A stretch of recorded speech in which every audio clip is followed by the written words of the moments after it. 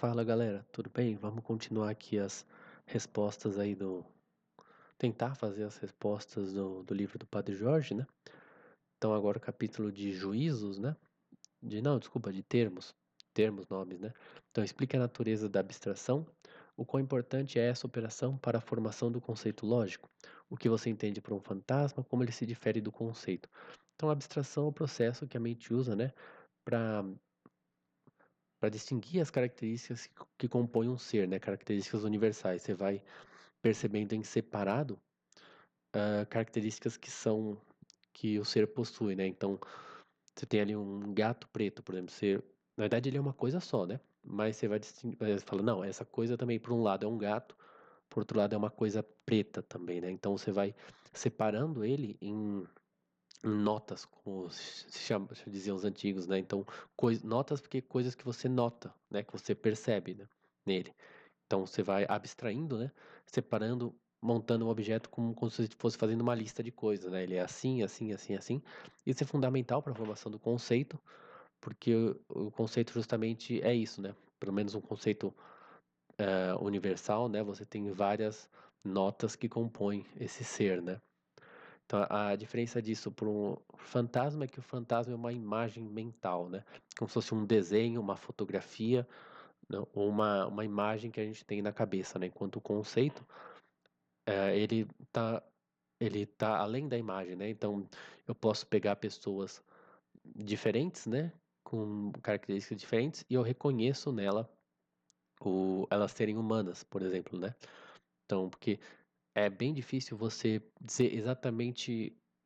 Os seres humanos não são como se tivesse exatamente um desenho e eles só mudassem coisas dentro desse desenho, né? Sempre tem pequenas diferenças ali, né? Então você consegue pegar desenhos diferentes de pessoas e reconhecer que todas elas são pessoas, né? Então o conceito vai além do fantasma ou da imagem nesse sentido, né? Então defina termo e conceito, ilustre do ponto de vista lógico a formação de um conceito. Todo termo geral é nome de uma classe? Explique. Então, o conceito é a ideia que temos de um objeto, ele é formado abstraindo características gerais que o formam, né? Então, os termos são os conceitos como partes das proposições. Pelo menos essa é mais ou menos a definição que tinha no livro, né?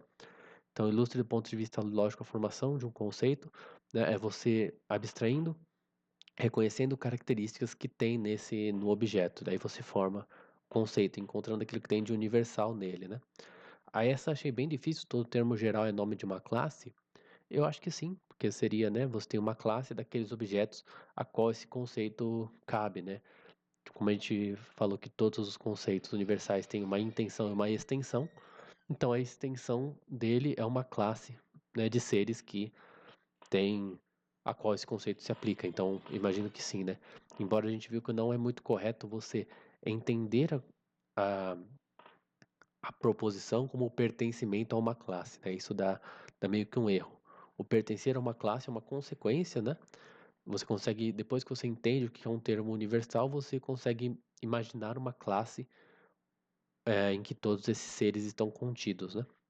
Então explique concisamente a distinção entre termos gerais e singulares e concretos e abstrato, usando os seguintes termos, que seria Universidade de Londres, lógica, ferro, são no sentido de adjetivo, né, que nem são e salvo, né? E falácia.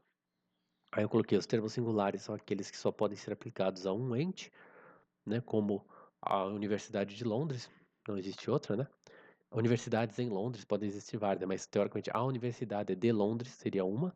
Lógica também é uma coisa só, né? Então não não se é só um termo singular, né?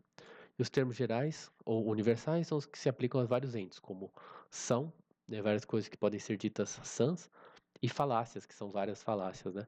Aí eu coloquei o termo ferro pode ser entendido tanto singularmente quanto universalmente, né? O Padre Jorge fala disso, né? Que esses termos substanciais têm essas duas possibilidades de uso. E aí os termos concretos e abstratos ficou difícil, porque pela definição, assim, não difícil, né? Mas pela definição que ele dá no livro, abstrato é o termo separado do doente, né? Então seria, por exemplo, não seria ferro, seria a ferridade, né? O ser ferro, né? Ou o são seria, na verdade, a sanidade. a da falácia seria a falaciosidade, né? Os abstratos. Então aqui todos eles são concretos, né? Embora no sentido mais comum, né? De concretos, coisas que a gente consegue pegar na mão, né? Sei lá. Aí, teoricamente, a Universidade de Londres seria concreto, ferro seria concreto e só, né? Os outros seriam abstratos, mas pela definição que o Padre Jorge deu no livro, todos eles são concretos, né? Discuta a distinção entre termos coletivos e distribuídos e positivos e negativos, ilustrando seu argumento com as seguintes afirmações. Todas as peças de Shakespeare não podem ser lidas em um dia, em um único dia, né? Todo aquele que não é industrioso deve ser considerado desatarefado. Então, o uso coletivo é uma característica que trata do conjunto como um todo, né? E não de cada um dos membros individualmente, né? Não é imagina assim, uma lista de membros, que cada um deles tem a mesma característica, mas quando eu junto eles na lista, ela tem essa característica, né? Então, por exemplo, no exemplo que ele dá, né? As peças de Shakespeare, né? Cada uma delas você pode ler em um dia, né? Você lê Hamlet em um dia, você lê Macbeth em outro dia, né? Tanto porque elas são peças de teatro, né? Então elas eram apresentadas ali. Acho que 3 horas para uma peça de teatro já é muita coisa, né? Só o Wagner que fazia aquelas óperas lá do Ciclo do Anel, que conjuntamente ela demora horas e horas, mas mesmo assim acho que é menos que 24 horas, né? Mas apesar de que cada uma das peças de Shakespeare você pode ler em um dia, não dá para você acordar, sei lá, teoricamente, né? Você não pode meia-noite você começar a ler Macbeth, depois Hamlet, depois A Tempestade e acabar dentro de 24 horas você lê todas elas, né? Então, algo que é verdade para cada uma delas não é verdade para o todo delas, né? E aí os termos positivos são aqueles que atribuem uma característica àquele que é dito como industrioso, né? E os negativos são aqueles que atribuem a falta de uma característica, como desatarefado. A conotação de um nome consiste das qualidades pelas quais o nome é dado, né? Então, isso seria a visão mais assim do John Stuart Mill. Para ele, conotação é quando você, além de ter a palavra diz alguma coisa, está ligado ao objeto. Então, para ele, termos abstratos não são conotativos, né? Porque não tem o objeto ali por trás. É só a amarelidade sem algo para ser amarelo, né? E também os nomes próprios não são, né? Porque você dizer que alguém se chama Pedro, você meio que está dizendo que as pessoas chamam ele de Pedro, mas assim, o que mais que você sabe a respeito de uma pessoa chamada Pedro? Teoricamente é um homem, né? Mas você diz muito pouco, né? Não é como se você olhar. Tem gente que eu acho que faz isso, né? Às vezes o pai olha a criança assim e fala, tem cara de não sei o quê. E dá o nome, né? Mas a princípio não, né? Então, nomes são não conotativos, né? Na visão do John Stuart Mill, né? Então, e a maioria dos termos que a gente usa são conotativos, né? Elas expressam algo a respeito do objeto, né? Mas, na visão mais escolástica, conotação são todas aquelas qualidades que estão implicadas, né, no nome, né, nesse conceito. Que o John Stuart Mill teria muito assim, que nem, sei lá, fotografia. Fotografia significa você escrever, né, grafia com a luz, né? É um processo ali em que a luz, ela seria desenhar e não escrever, né? Mas teoricamente a luz registra algo, né? Então você entende a relação entre a palavra e o que está acontecendo. Então isso seria conotativo. Então, basicamente isso, né? Aí, 6A, o que você entende por termo não conotativo? Acabamos de explicar, não vou explicar de novo. Vocês não vão aguentar ouvir isso de novo também, né? E o rio mais longo do mundo é conotativo ou não?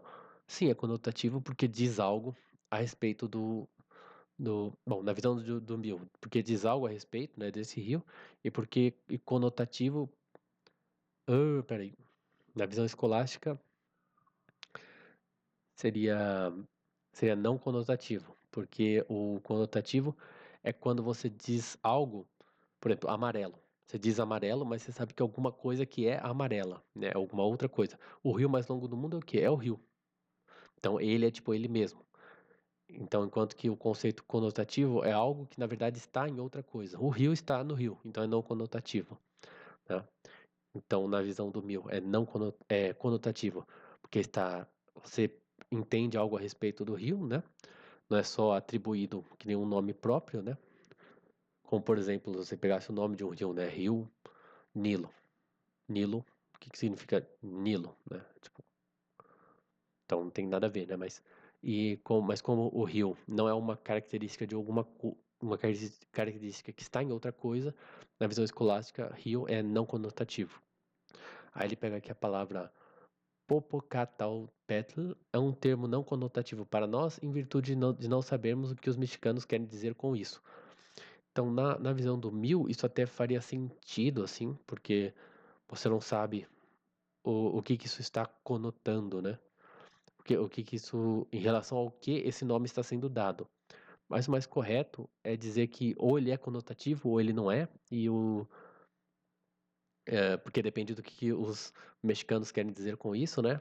Mas na visão escolástica não faz sentido, porque o conotativo ou não conotativo não tem a ver com a gente saber o que a coisa é, mas se a coisa existe em si mesma, né, ou está em outra.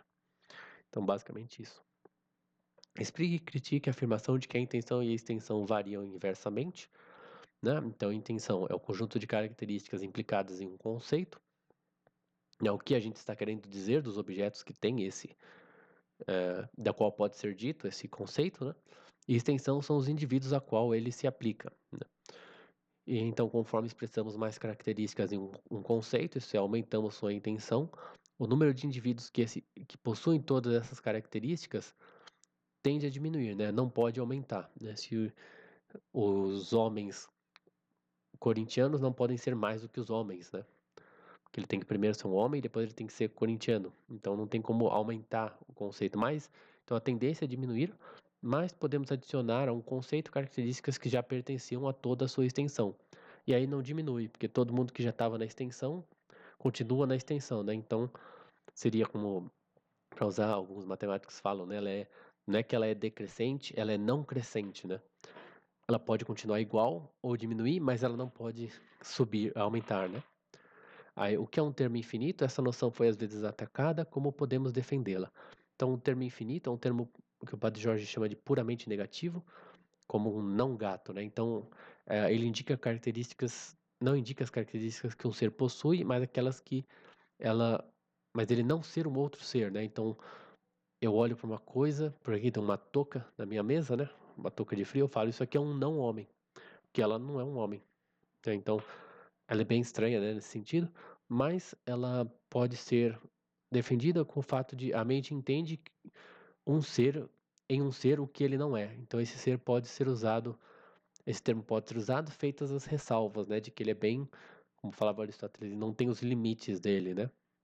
Então, se eu disser que algo não é um homem, o que que eu sei a respeito dele?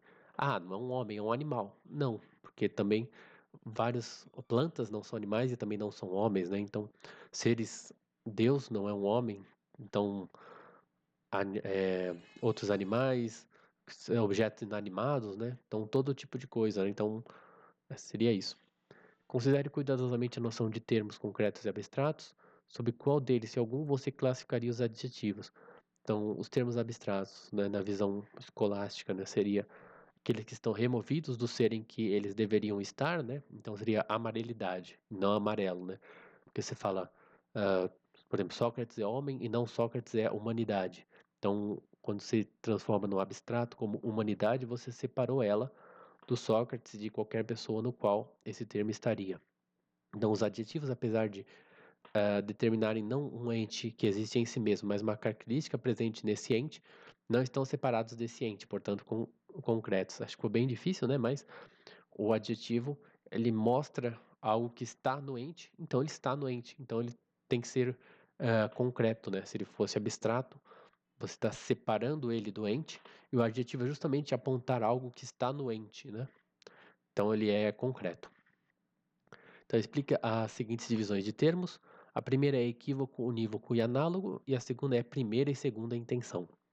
Então, o termo equívoco é quando chamamos coisas diferentes com o mesmo nome, né? O contrário disso é o unívoco, em que só podemos aplicar esse termo a um tipo de coisa. E aí, unívoco é legal porque você não se confunde, né? Você não chama coisas diferentes com o mesmo nome. E quando você tem coisas diferentes, mas tem uma relação de proporção, é tipo, não é igual, mas é parecido, né? Então, ela em parte tem relação com isso, né? O exemplo que se dá é de você falar que um artista cria uma obra, que Deus criou o mundo, né? Que Deus realmente criou o mundo do nada. O artista só pegou coisas ali que já existiam e transformou ela em uma coisa que não. Usou coisas que já existiam para criar uma coisa que não existia antes. E Deus realmente fez o mundo do nada. Então tem uma proporção. Deus realmente criou mesmo. O artista criou em partes, né? Ele só criou algo ali, uma forma que não existia a partir de coisas que já existiam, né?